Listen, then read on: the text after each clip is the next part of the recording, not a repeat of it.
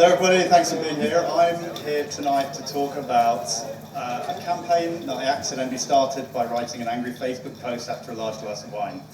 And that campaign was called Regenuary. So to give a bit of context and background, I'm one of the founders of a business called The Ethical Butcher. I'm not a butcher, and I only in fact started to eat meat a few years ago, but I recognised with my co-founder the need for a change in the industry. And we formed The Ethical Butcher around the idea of sourcing from regeneratively farmed meat and selling to the public through an e-commerce platform. And while we were in our funding phase and we were kind of launching the business and working out what we should stand for, I spent the summer driving around visiting farms. This is one of them, meeting suppliers who would eventually kind of form the backbone of our business. And you know, I live in central London. I know very little about agriculture. I knew even less then. I'm just a bit better at blagging it now. But I learned a lot. I asked a lot of silly questions to farmers, and they answered them very politely. And I started to kind of build up an idea of what the different methods of, the implications of the different methods of farming are, from factory farms to regenerative farms, how it looks, what it means for the planet, people and the animals. And I had a few really significant light bulb moments. I've done a lot of research, a lot of reading, I've read a lot about regenerative agriculture, I've read a lot about the differences between industrial monocropping and diverse pasture. But one of the biggest light bulb moments is when I visited a farm that was converting conventional arable into pasture. And it was one of those really hot 30-degree summer's days. We went into the middle of a wheat field which was ready for harvest. The wheat was dead. It was absolutely baking hot, and there was nothing living. It was essentially a desert. The land had served its purpose for that year. The wheat was ready for harvest, and there was nothing living there. And then I got taken into a field of pasture, which 2 years ago was the same as the wheat field I was in. It was noticeably cooler. The soil was a different texture. It was a different temperature, and I realised I was standing in a really complex, living, breathing ecosystem that was also producing food. And that really sort of cemented the reading I've been doing. It really brought it to me, this is what we're doing, this is what our business is founded on, and this is the way we need to go.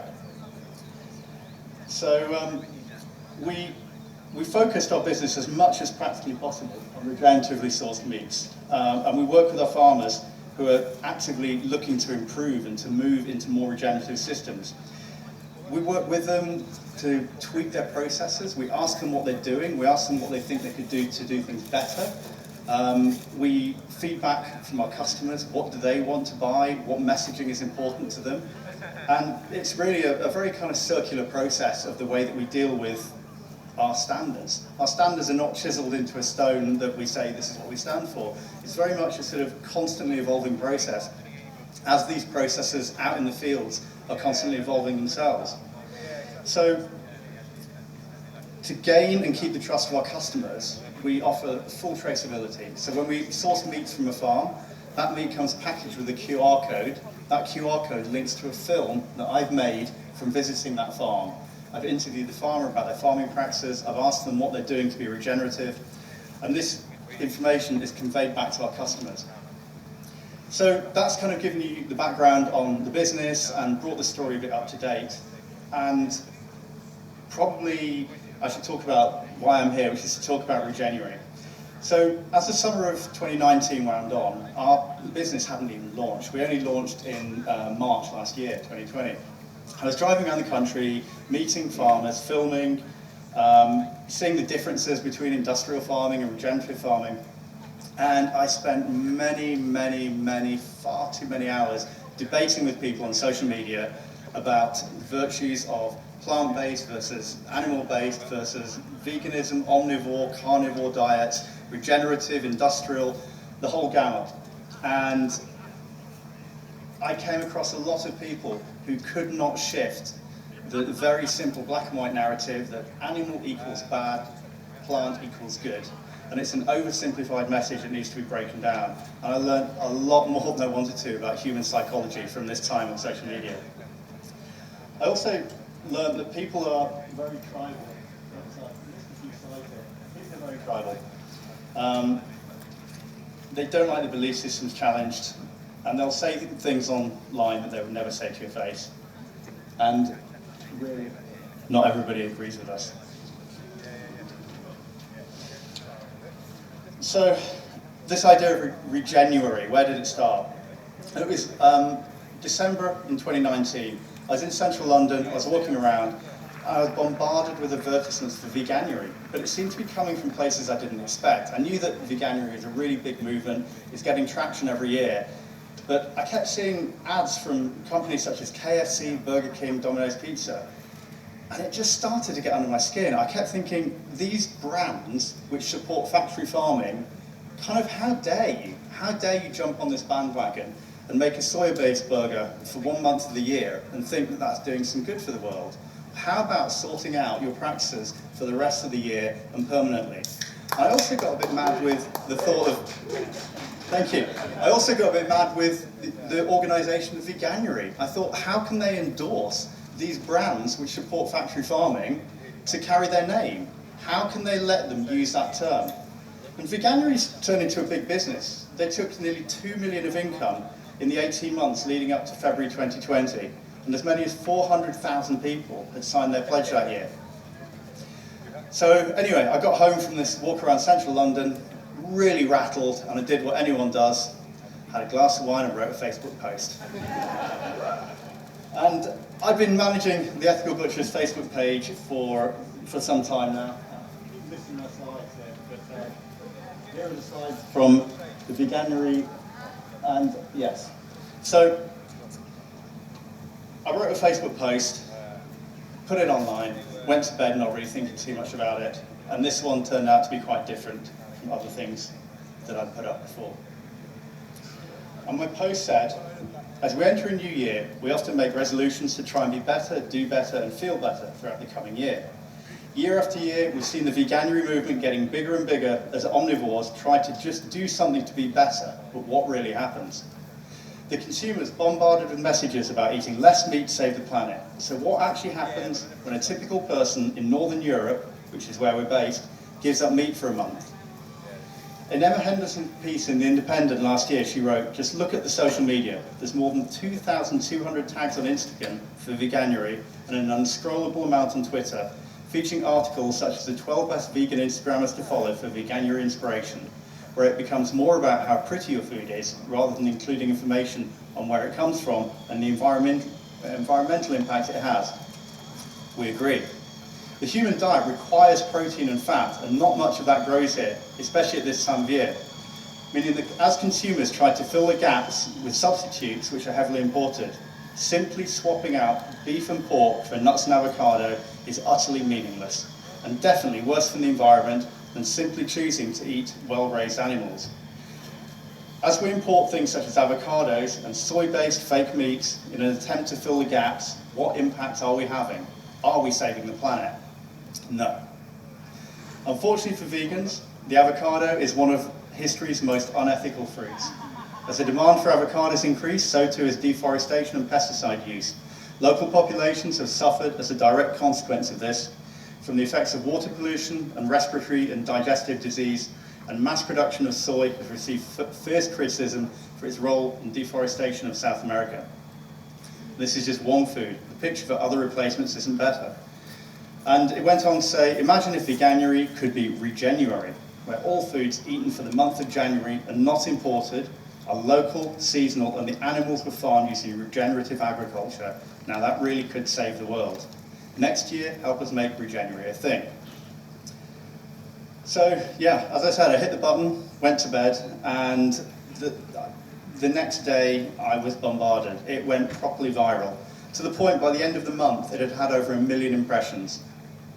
It had been shared 5,000 times, and on our posts alone there were 4,500 comments, which added up to over 17,000 comments if you combine the places it was shared to. So what had caused such a stir? Well, it turned out that it was crossing out the word Veganuary had been quite a trigger. The reason I was writing the post is I felt that if somebody was eating junky fast food places, which I'd seen the ads for, and then they swapped out for meat replacements, they'd probably be doing more harm, or certainly not less harm. And I'd looked at these fake meat replacements, where they were coming from, what they were made from. And much of these fake meats that were being suggested as Veganuary compliant by fast food brands are a processed mix of various plant crops from around the world, grown in a monoculture and highly processed. And they were grown in single species systems, fertilized with chemicals, sprayed with insecticides, and often the highly controversial chemical glyphosate, which is starting to be under a lot of scrutiny for its effects on soil biology and human health. A great example of this is the Impossible Burger. And yeah, the Impossible Burger contains things such as heme iron made from soy, which is DNA is taken from the roots of soya plants, genetically inserted into bioengineered yeast and then fermented. And I'm just thinking, how can anyone consider that this is better for themselves and for the planet than a burger made from a regeneratively raised ruminant that's only eaten pasture in its life and has provided a vital role within a harmonious ecosystem? I think my slides are going backwards. Yeah, all right, I'll get to this one. I think I've hit the wrong button there.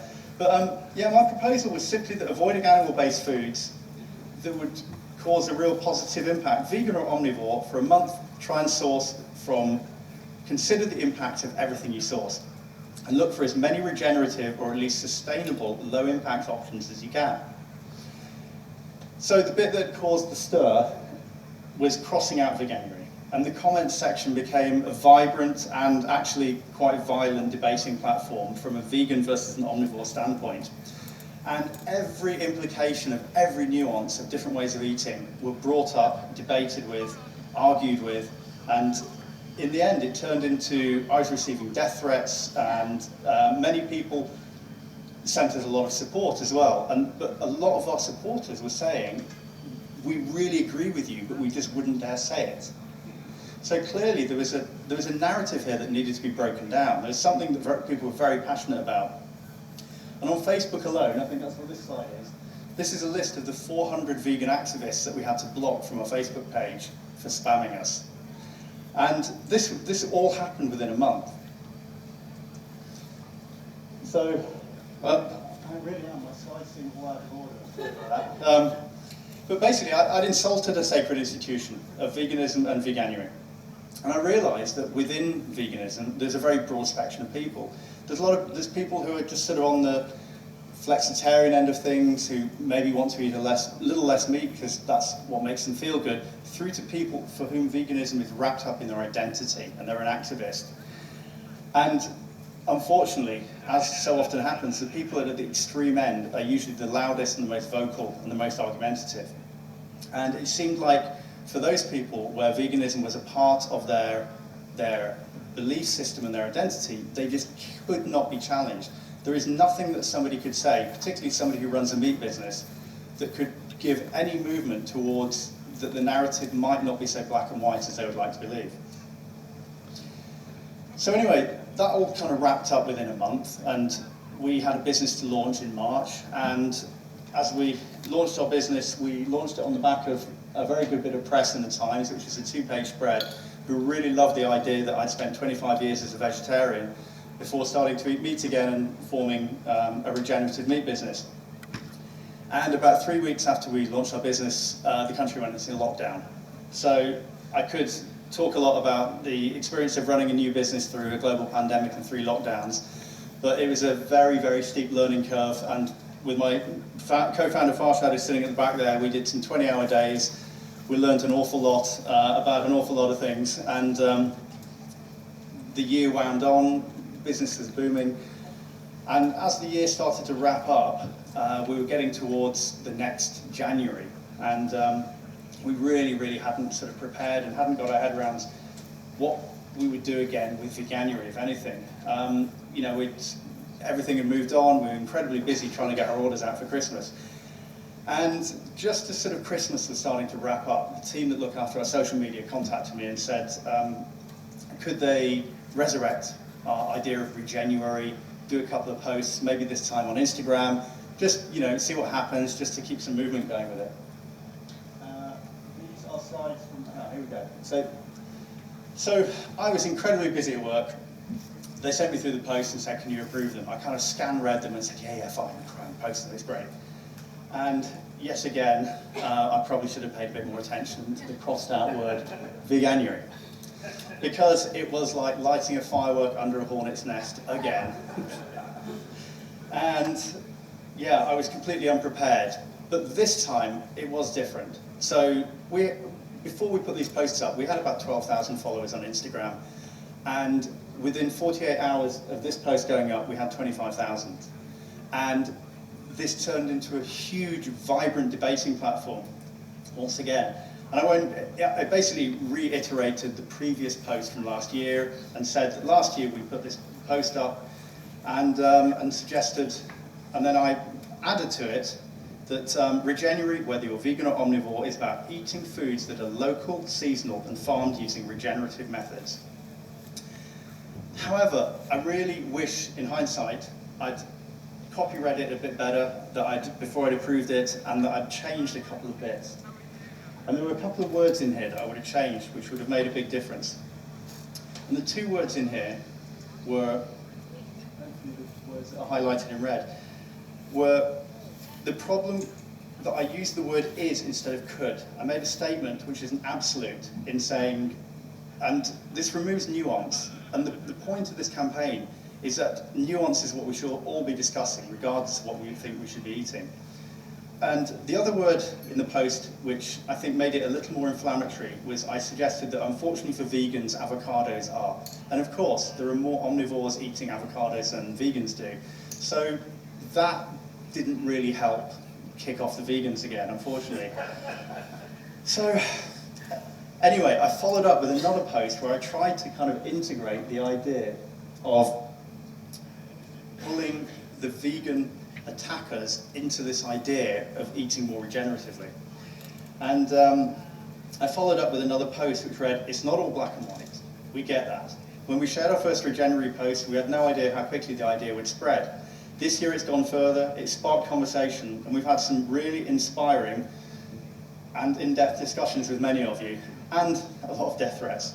However, it has surprised us how much confusion this post should have caused. What we're suggesting isn't that we're suggesting that Veganuary should be replaced with Regenuary, and this means vegans and omnivores can participate together in a movement that creates real positive change in the world. It's not about vegan versus omnivore, it's about making better food choices, about the produce we choose to eat, and understanding how important it is to know where our food has come from and the impacts on the planet. In essence, Regenuary is about asking questions not limited to, but such as the ones below that apply equally to grains, pulses, fruits, vegetables, nuts, seed, dairy, meats, and seafood. How is the food grown? Was the farmer fairly paid? What is the environmental impact of farming this food? Is it negative, sustainable, or regenerative? What are the environmental implications of the packaging and transportation of this food, and how much of this food is lost in the supply chain? We're working on putting together many more resources for you, as well as a selection of other brands that you can shop for regeneratively. Regenuary is about coming together to create change. Thank you for everyone who supported. This is the beginning.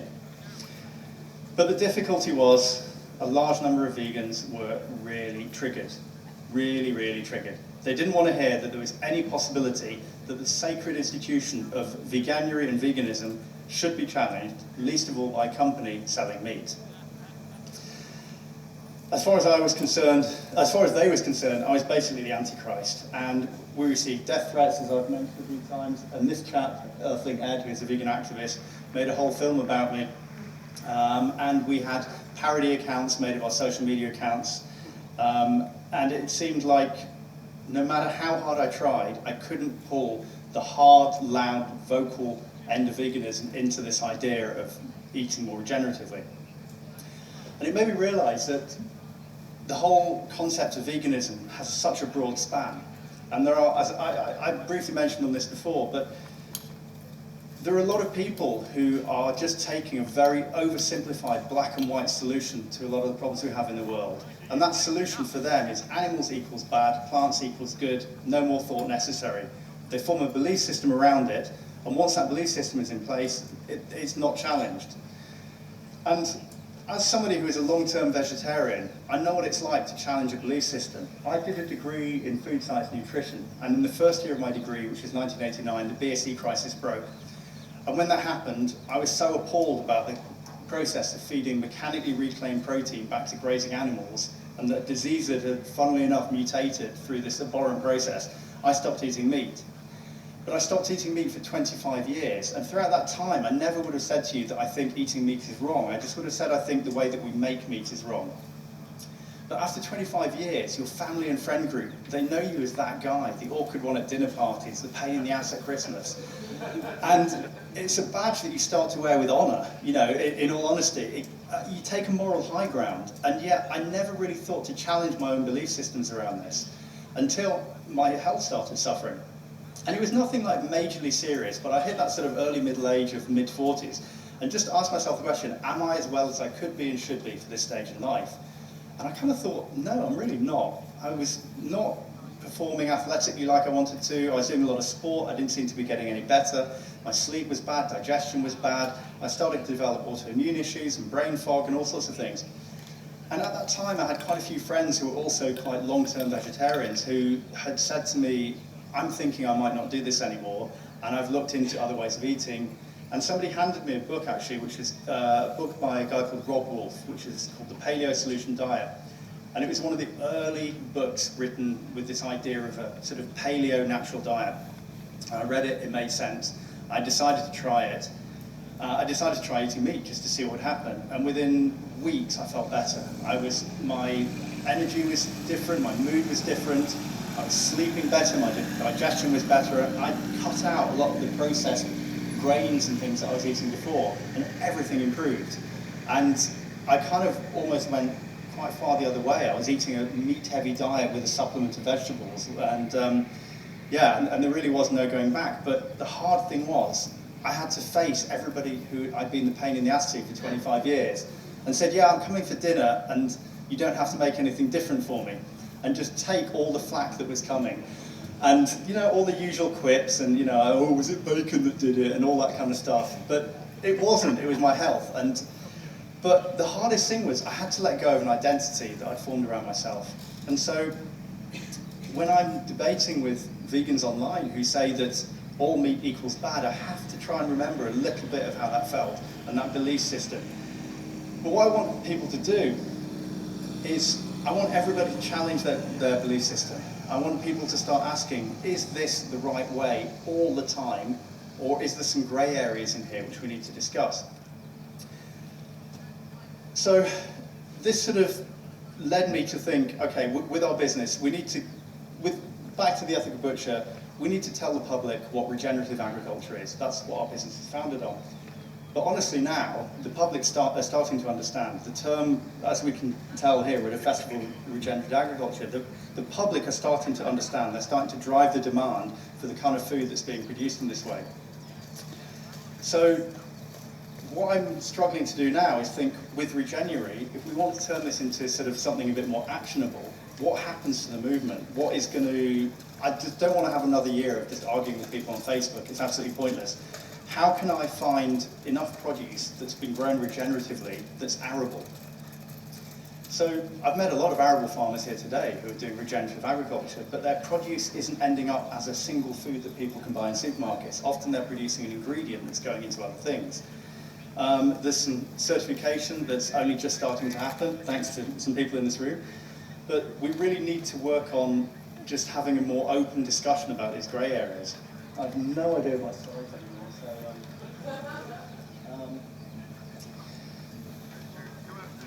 So where am I coming to now? Yeah, so as a business, we're working really hard to educate the public and making a lot of films, talking to a lot of farmers. And let me see if I can catch up to where I should be. So this is the directory I was kind of trying to build out on the back of our website for where people could source different...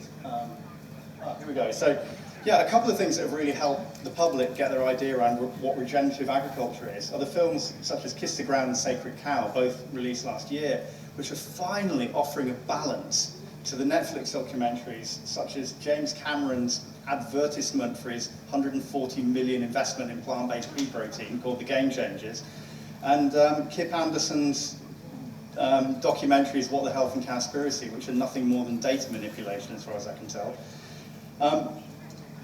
People are starting to make a bit of sense around the oversimplified narrative of black and white, animal agriculture equals bad, plant equals good. It's just not true. The grey areas and the nuance needs discussing. So, I know I'm preaching to the converted in here, but everybody needs to spread the message and start having open discussion. We need to ask questions to each other, to ourselves, and we need to be able to talk with people who hold a different belief system without it turning into a full-scale battle. And unfortunately, something that I've seen is that with regenerative agriculture in the public, a lot of people, the public concept of regenerative agriculture is more focused on animal-based agriculture than it is on plant-based agriculture. So I've almost seen a full swing where people are eating a carnivorous diet or a meat-heavy diet, now attacking the vegans for being unsustainable. And they're now taking the moral high ground that used to exist in the vegan sphere and saying, well, I only eat regeneratively farmed beef, therefore my diet is lower impact than yours because you're eating monocrop grains. And again, that doesn't help, it's just swung back the other way. So, again, another difficulty is all of this is coming from a company that sells meat. It's not easy for me to try and even talk to vegans, or let alone unify them into a movement of Regenuary, to have people thinking about sourcing more from regenerative agriculture. So what I want to do in the future is take the idea of Regenuary away from us. So host it in a different space, have it on a different account, and basically remove it from the ethical butcher, and to actually turn it into something that's actionable. There's no use us as a business. Our business is founded on wanting to make a real change in the world, and we're selling incredible high quality regenerative farm meats. If people for the rest of their diet are eating poorly produced, damaging, cropped other foods, then our impact isn't as great as it could be.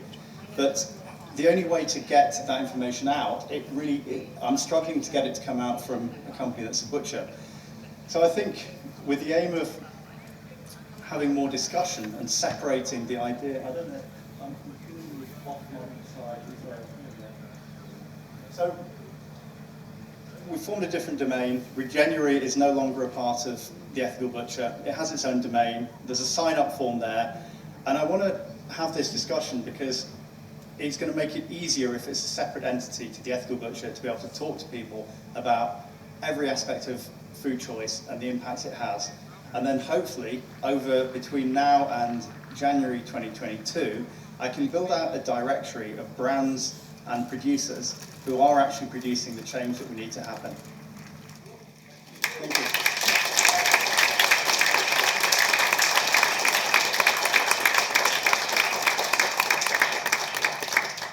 Any questions? Hello.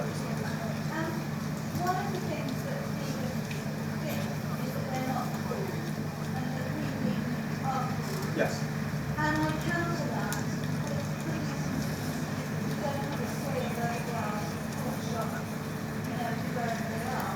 They're reliant on what's in their area and the protein.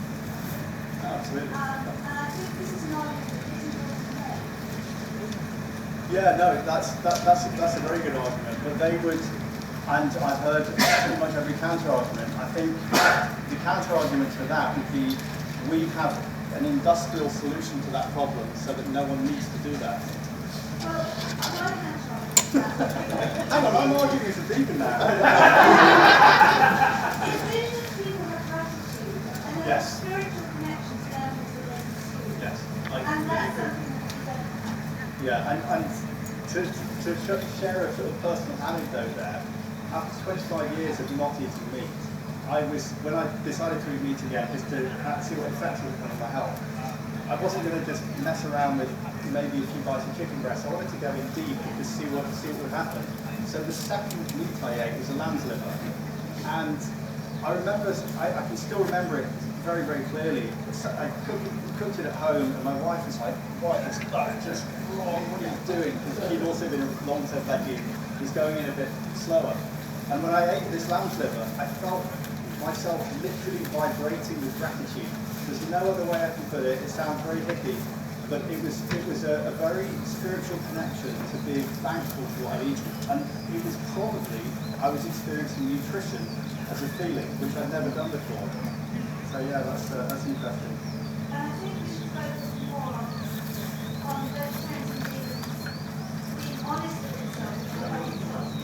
I'm not saying Yes, everyone's yes, yeah, yeah. but there are quite a few years that the people started to go or whatever, and they don't really want to recognize it because, as you say, the identity is so It's so ingrained, yeah. And I think there are a number of reasons as to why some people seem to be able to go like a decade or two as a vegan, and I think a lot of it is down to how you upregulate, how you are able to convert precursors to a lot of the vitamins that are only found in animal-based foods, such as vitamin A, for example. So there are no plant-based versions of vitamin A, and at best people convert like 2 to 4%, I think. And if you have a genetic mutation, that can go down to 0.01%. And the same with ALA to DHA conversion, that's affected by genetics. There's things like methylation, which can affect how well you can upcycle these plant-based precursors of what are animal-based vitamins, which our bodies need. And some people seem to deteriorate very, very quickly, and others seem to be able to do quite well for decades. And I think you're taking a bit of a gamble when you try. You never know, unless you do a full kind of gene test on yourself to know whether you're suitable for veganism. It's a bit of a shot in the dark. Hello.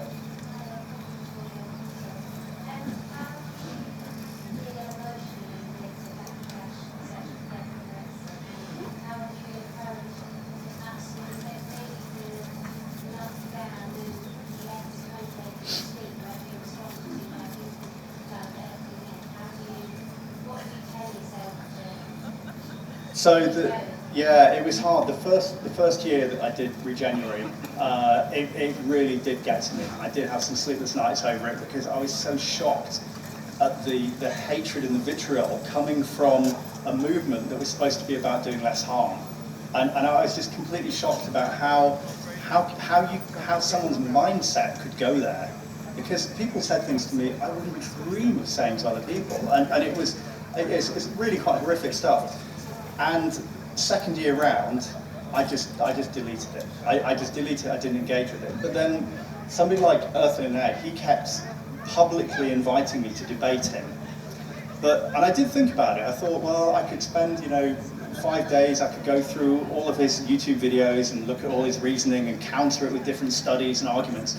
But in the end, I declined because I actually got asked to speak at Cambridge University to debate with Earthling Ed about Regenuary, Veganuary.